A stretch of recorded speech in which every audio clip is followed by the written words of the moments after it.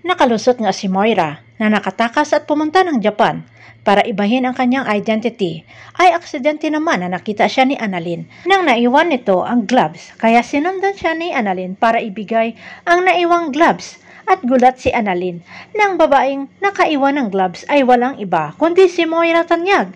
Agad itinawag naman ito ni Annalyn sa tatay niya RJ na hindi na ilihim rin kay Zoe na naitaon kasama ang ama nang tumawag si Annalyn.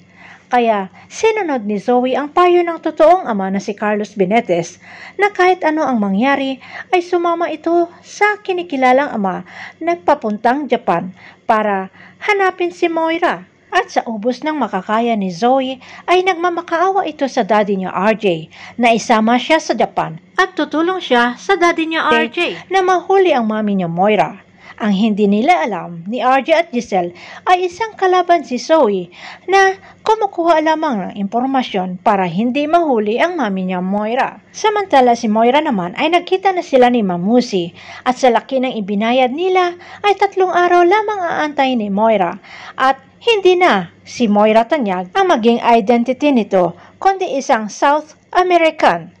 Mabubuking kaya ni Annalyn at RJ na tumutulong si Zoe sa mami niya Moira para matakasan ang krimen na ginawa sa Pilipinas? Abangan na lang natin ang susunod na episode dito sa Abot Kamay na Pangarap.